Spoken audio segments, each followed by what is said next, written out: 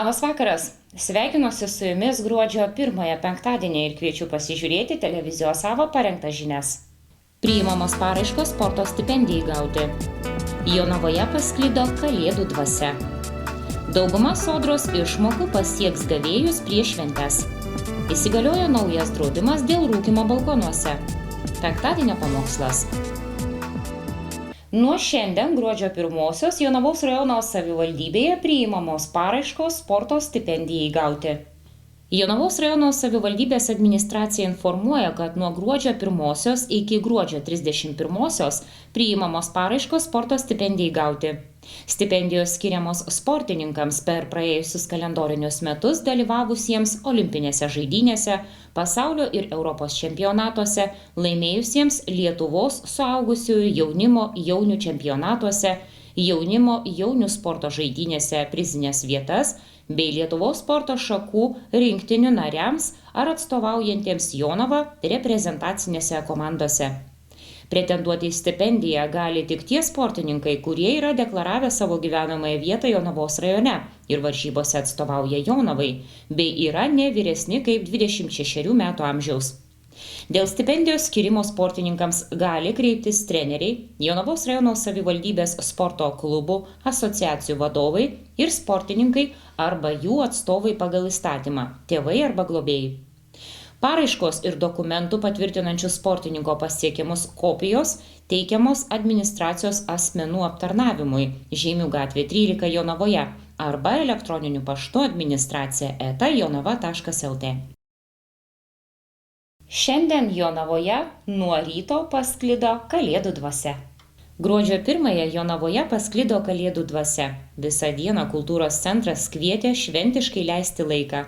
Nuo pat ryto miestiečiai buvo laukiami krašto muziejuje ir turizmo informacijos centre, kur prasidėjo žavinga angelų paroda Kelrodė svajoniai, kelionė tęsiasi. Ir apie jaukius žiemos vakarus primenanti paroda Veltinio tradicija ir dabartis. Taip pat atidarytas pats tikriausias kalėdinis paštas. Juo ir šventiniu maršrutu žygiams po kalėdiniam laikotarpiui pasipuošusią Jonavą rūpinasi turizmo informacijos centras. Gerbiama Vijolė, šiandien muziejus ir turizmo informavimo centras praktiškai toks kaip taškas ypatingas, specialus. Pirmą kartą turbūt taip ypatingai ir puošiatės ir ruošiatės ir kažką tais naujo siūlote mūsų jonaviečiams ir miesto svečiams. Taip, šiemet mūsų Jonavos krašto muziejus ir turizmo informacijos centras tuo pačiu gražiai pasipuošė, bet tai tikrai neišimtis. Man atrodo, mes visais metais stengiamės puoštis, bet aišku, su kiekvienais metais vis turtingėjame. Kadangi mūsų Jonavoje Kalėdinių eglučių miestelis ir pagrindinė miesto eglė yra skirtingose vietose, tai mes tarsi ir gauname tarp šitų dviejų pagrindinių šventiškų taškų pusiaukelėje. Todėl galbūt ir atrodome toksai vienas iš ypatingesnių ir svarbesnių taškų. Tačiau turizmo informacijos centras visuomet yra tas traukos objektas į Jonavą atvykusiems žmonėms ir netgi patiems jonaviečiams, kurie nori aplankyti Jonavoje jau žinomas ar dar ne visai pažįstamas vietas. Taipgi šį kartą prieš Kalėdas mes Jonavoje tiek jonaviečiams, tiek miesto svečiams siūlome maršrutą. Ogi tas maršrutas prasidės Sąjūdžio aikštėje, kurioje šį vakarą 18 val. Bus užžiebta pagrindinė miesto eglė. Po to taku visi nueis į mūsų šių metų stebuklingą kalėdinę girią, aukso vardu pavadinta, auksinė giria. Eidami sušalę galės užsukti Jonavos turizmo informacijos centrą, čia pasišildyti, išgerti arbatos, laukiagi savanoriai vaišins praeivius karštą kalėdinę kakavą. Žmonės užsukę į turizmo informacijos centrą turės čia galimybę parašyti laišką savo artimiesiems, pažįstamiems. Jonaviečiams tai jau tikrai nėra nauja pramoga, tačiau visiems atvykusiems iš svetur tai yra nauja, tai yra netikėta ir tai yra smagu. Mes esame paruošę keletą rūšių kalėdinių atvirukų, kurie tikrai maloniai nustebins bet kurį iš Lietuvos atvykusi asmenį, iš bet kurio Lietuvos kampelio. Ar galite atsiminti ir suskaičiuoti, kiek metų mes jau turim tą tokį atviruką iš Jonavos, Kalėdų senelio paštą, per Joninės irgi būna linkėjimai iš Jonavos. Toks ypatingas kažkoks paštas, bet esmė tame, kad visą laiką keičiasi pavadinimas, bet jo esmė tai nesikeičia. Kiek metų veikiam jau tai? Kalėdų senelio paštas tai veikia labai seniai. Kiek naujesnis yra linkėjimai iš Jonavos atvirukas. O atvirukas susijęs su konkrečia istorija. Prieš 3 metų į Jonavos turizmo informacijos centrą užsuko iš Lenkijos atvykęs pilietis, ieškodamas atviruko ir norėdamas jį išsiųsti būtent iš Jonavos. Tuomet mes jo neturėjome ir neturėjome ką pasiūlyti. Tai šitas žmogus dar pajokavo, kad aš nuvažiavęs į Paryžių ar į bet kurį Europos miestą galiu išsiųsti atviruką į savo gimtąjį miestą, sakykime, Varšuvą. O kodėl aš negaliu to padaryti iš Jonavos? Mes iš tikrųjų taip pasijokėme, bet man iš to pokalbio iš karto kilo mintis tikrai, kodėl mesgi negalime išsiųsti atviruko ir iš Jonavos. Taip ir prasidėjo pirmųjų atvirukų gamyba, kurie jau išvirto ir visą seriją ir per tuos 3 metų, tiesą sakant, labai prigijo mūsų Jonavoje. Atvirukas su linkėjimais iš Jonavos jau tampo ir mūsų švenčių, ir mūsų ir bažnyčios, ir Skarulių bažnyčios jubiliejinių švenčių tam tikrų motyvų, kur kiekvienas šventės dalyvis gali išsiųsti tuos linkėjimus ar iš Skarulių, ar iš Jonavos, ar iš Jonavos bažnyčios, su linkėjimais iš Jonavos į bet kurį Lietuvos miestą ir ne tik. Tikrai nemažai pasitaiko, kad siunčia į svečias šalis, mes leidžiame tai daryti ir aišku, kiekvienas pasitikrina, ar gavėjas gavo laišką. Tai tiesą sakant, 95% tikrai laiškus gauna. Galbūt būna tokių atvejų, kad pasiklysta vienas kitas laiškas dėl neteisingai užrašyto adresato. Ir paskutinis klausimas, grįžtant prie mūsų to kalėdinio maršruto. Jonaviečiams, aišku, Jonava pažįstama jau turbūt kaip 5 pirštai ir žemėlapių nereikia. Atvykusiems svečiams, ar turėsite kokį fizinį žemėlapį, kad jisai galėtų pagal tą kalėdinį maršrutą aplankyti mūsų šventinius taškus? Taip, fizinį žemėlapį mes turėsim, tiesą sakant, tai yra žemėlapiukas, jeigu tiksliau, laikinas, kuris kaip tik ir nurodo taškus, kuriuos galima aplankyti šventiniu laikotarpiu. Tai be abejo, tai yra vienas pagrindinių akcentų mūsų šiandien įsižiebsianti Kalėdų eglė. Antrasis taškas yra Jonavos krašto muziejus. Po to, kaip ir sakiau, Kalėdinių eglučių miestelis Auksinė giria. Toliau maršrutas veda per mūsų ypatingai spalvas keičiantį ir gražų ir ypatingai pėsčiųjų tiltą. Pėsčiųjų tiltų ir pėsčiųjų takus mes gyventojus nukreipiame į mūsų Joninių slėnį, kur taip pat jau yra pasidabinusi eglutė, gyva eglutė ir jau, kiek žinau, jonaviečiai dalinasi ir fotografijomis ir džiaugiasi, kokia ji graži. Kitas lankytinas objektas yra mūsų žibinčius. Mūsų žibinčius tai yra Kalvio Andriaus Šukučio kurtas kūrinys, įsitaisęs Vilniaus ir Sodų gatvių sankryžoje. Jonaviečiams tai yra tikrai puikiai pažįstamas personažas, kuris jau 5 metai iš eilės atgyja ir įžiebia mūsų kalėdas Jonavoje. Atvykusiems tai bus naujovė.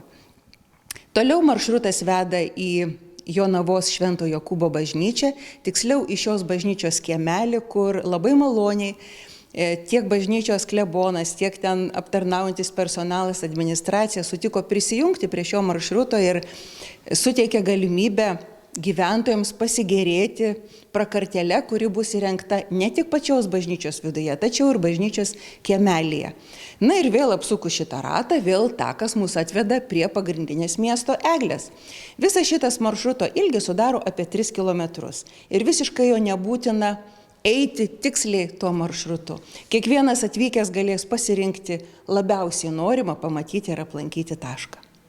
Ačiū labai už gražų pasakojimą ir gražios jums šventės. Ačiū jums taip pat. Gražios dienos ir gražaus vakaro visiems. Muziejus šią šventinės nuotaikos dieną kvietė į kūrybinės dirbtuves bičių vaško eglutės žaisliuko liejimas, kurioms iš anksto registruotis nereikėjo. Gerbiama Rasa, turizmo informavimo centras, ponia Vijolė, jau viską išsamiai papasakojo, koks kalėdinis maršrutas gruodžio 1 numatytas ir visą šventinį mėnesį, koks kalėdinis paštas veikia.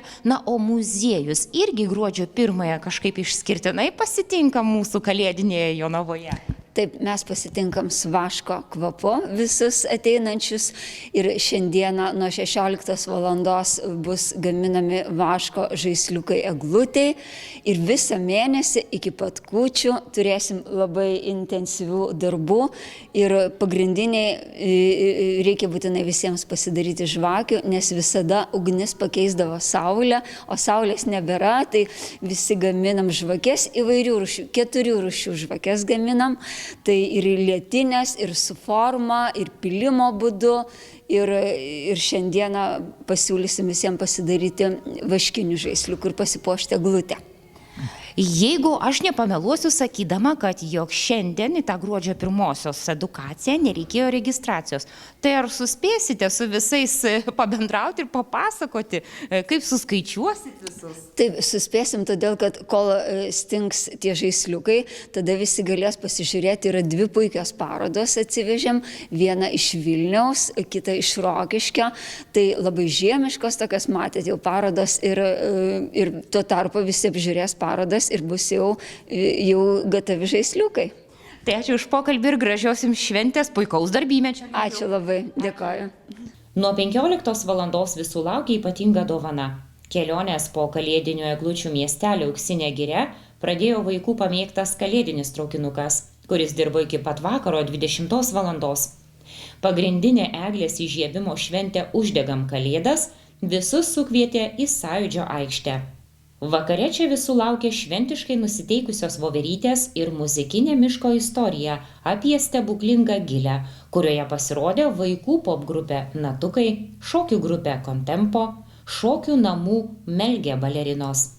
Į šventę atkeliavus žibinčių ir kalėdų senelių įžiebta pagrindinė Jonavos miesto eglė. Bendrovės Jonavos paslaugos puošta gyva eglutė Joninių slėnyje. Bei miesto ir rajono organizacijų jau 5 metus iš eilės sukurtas kalėdinių eglučių miestelis, kuris šiemet spindi 103 eglutėmis. Šventės nuotaiką kūrė muzikiniai fejerverkai ir šių metų Eurovizijos dalyvės Monikos Linkytės atliekamos dainos. Kaip graži mūsų? Labai graži eglutė, praėjau pro tuneliuką eglės, pasaka. Kaip pasakui? O miestelėje jau buvote? Dar ne. Bet būtinai eisiu šiandien, aplankysiu, pažiūrėsiu tą grožį, reikia tiesiog širdį šventi. Ar jau sužybo širdyje kalėdų dvasia? Jau, žyba ir žybės dabar visą mėnesį. Matau rankose telefonas, tai faktas, kad prisifotografavote. Visą filmavau nuo pat pradžios. Kokie jūsų įspūdžiai ir nuotaikos vakar? Nuostabūs įspūdžiai, labai graži šventė, tikrai verta jonaviečių dėmesio ir manau, kad kiekvienais metais jinai būna vis kitokia ir tikrai verta ateiti ir pasižiūrėti, pasidžiaugti visiems draugė. Galim pasidžiaugti, kad jinai švies dar ilgai iki kalėdų. Taip. O miestelėje kalėdinių eglučių buvote? Dar neteko būti, bet būtinai apsilankysim. O žinot, kad muziejaus kiemelėje karšta kakava? Ne, jūs čia pirmieji man pranešėt. Taip, žinokit, eisite pro muziejų, ten karštos kakavos ir į miestelį. Gerai, būtinai. Gražių švenčių. Ir jums taip pat, ačiū. Visiems gražių švenčių. Kokios nuotaikos, kokie įspūdžiai? Pažiūrėkit, kokios puikios nuotaikos, vaikai džiaugiasi, miestelėnai džiaugiasi, taipogi svečiai džiaugiasi. Tai ačiū merui, ačiū rajono savivaldybei už puikią šventę. Dar vienas klausimas iš karto, ar jau buvot miestelėje eglučių? Dar žinokit, nebuvom, bet tikrai šiandien apsilankysim. Ar jau nuotaika sužyba kalėdinė širdyje? Žinoma, ar nesukontrumu laukime artėjančių kalėdų. Ir dabar dar klausiu, tai jeigu sužibėjo lemputės mieste, ar namuose jau pasipuošėm? Namuose dar anksčiau pasipuošėm negu mieste. Taip, žinoma. Tai gražių jums švenčių. Jums taip pat. Ačiū. Sodra iki kalėdų ketina išmokėti visas pensijas bei kitas periodinės išmokas. Kai kurie gavėjai šį mėnesį gaus po 2 išmokas. Gruodį vaiko priežiūros išmoka bus išmokėta 2 kartus. Šią išmoką gauna tėvai, globėjai arba seneliai, kuriems suteiktos vaiko priežiūros atostogos. Tai yra žmonės auginantis vaikus iki 2 metų. Gruodžio 15-ąją gavėjus, kaip įprasta, turėtų pasiekti išmokos už lapkritį, o už gruodį Sodra taip pat perves išmokas dar šį mėnesį. Planuojama gruodžio 27-ąją. Sausį vaiko priežiūros išmoka nebus mokama, kita išmoka pasieks gavėjus 24 metų vasarį. Svarbu prisiminti, kad jokios kitos Sodros išmokos ar pensijos nebus mokamos 2 kartus. Jos pasieks gavėjus įprasta tvarka. Pensijos gruodį bus mokamos įprastų grafikų.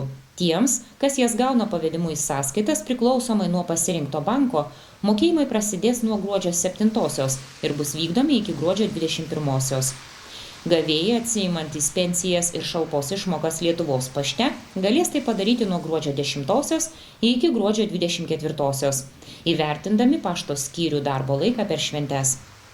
Tie žmonės, kuriems pensijos pristatomos į namus, jas gaus įprastomis pristatymo dienomis nuo gruodžio 10-osios. Šį mėnesį visas pensijas žadama pristatyti iki Kalėdų. Pensijų anuitetų išmokos pasieks gavėjų sąskaitas gruodžio 22-ąją.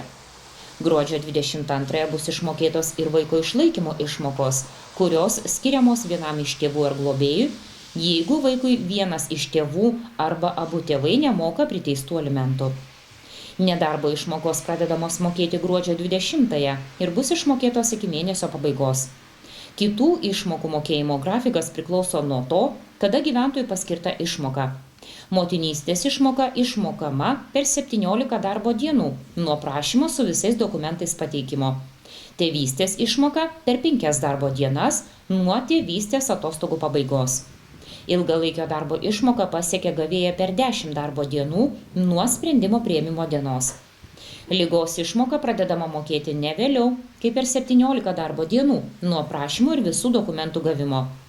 Daugeliu gyventojų nebereikia teikti prašymo skirti ligos išmoką, nes jie asmeninėje Sodros paskyroje yra užpildę neterminuotą prašymą ligos išmokai gauti.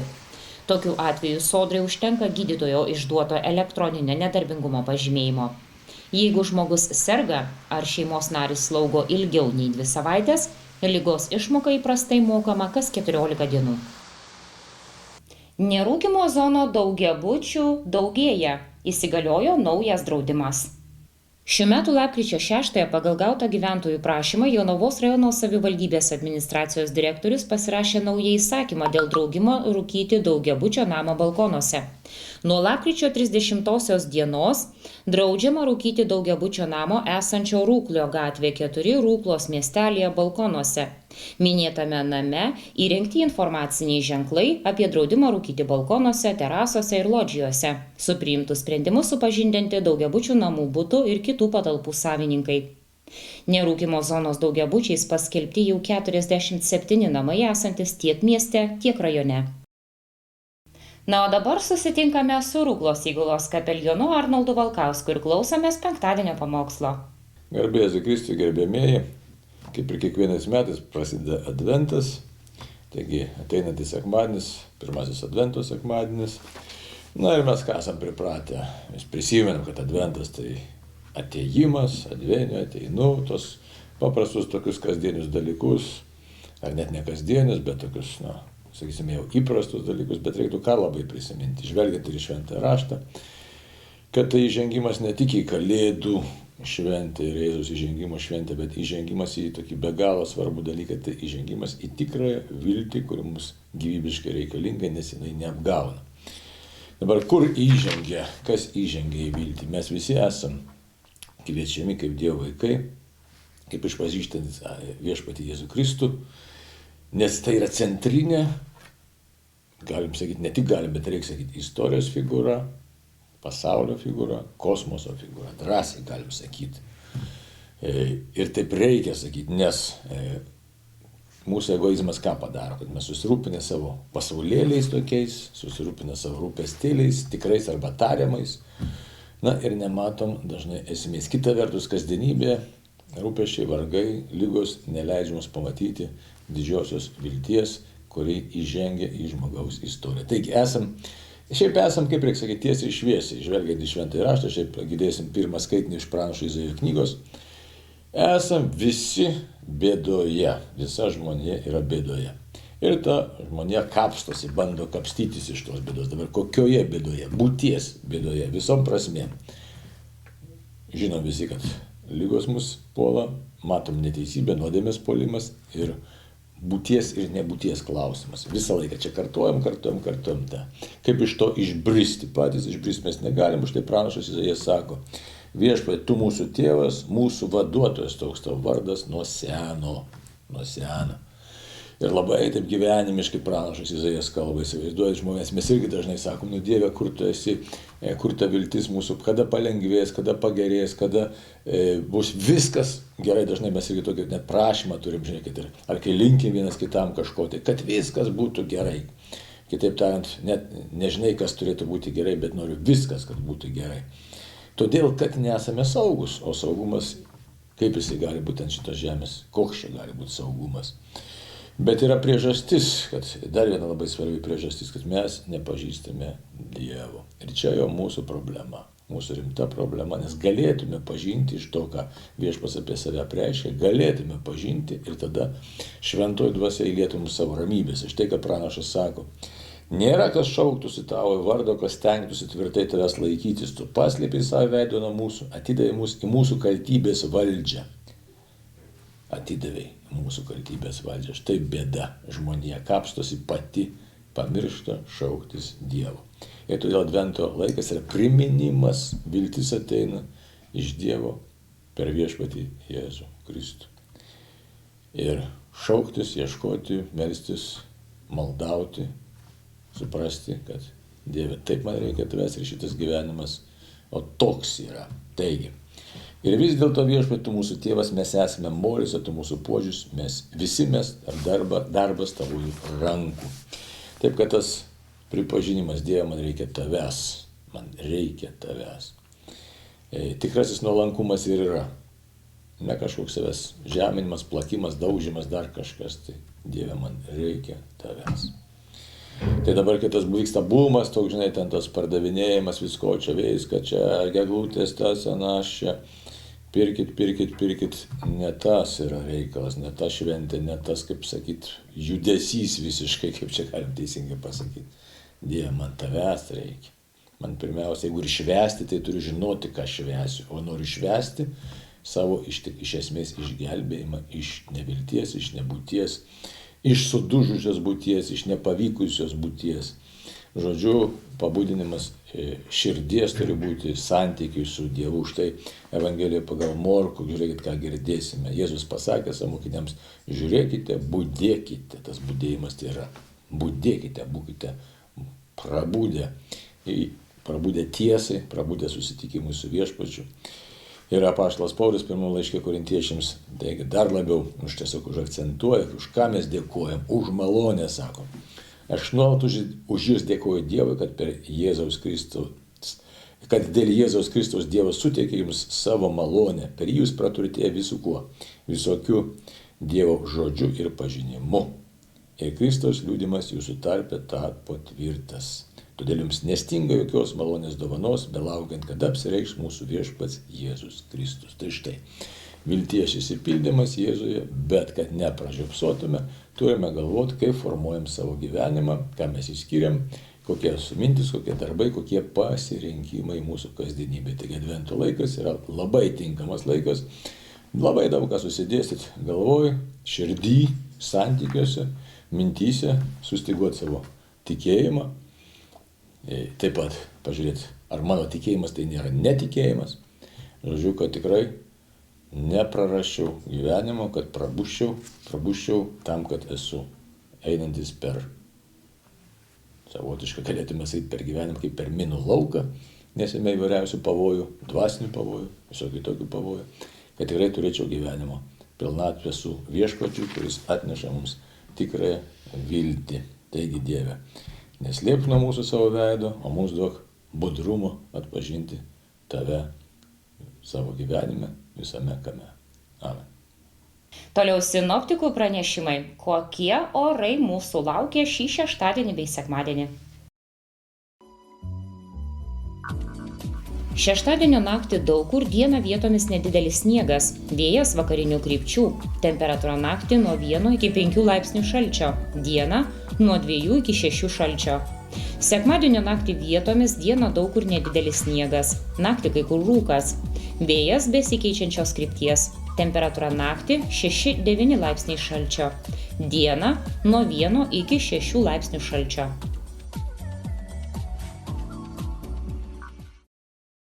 Šiandien tiek informacijos jums parengėm. Dėkoju už dėmesį ir kviečiu pasimatyti pirmadienį. Gero savaitgalio!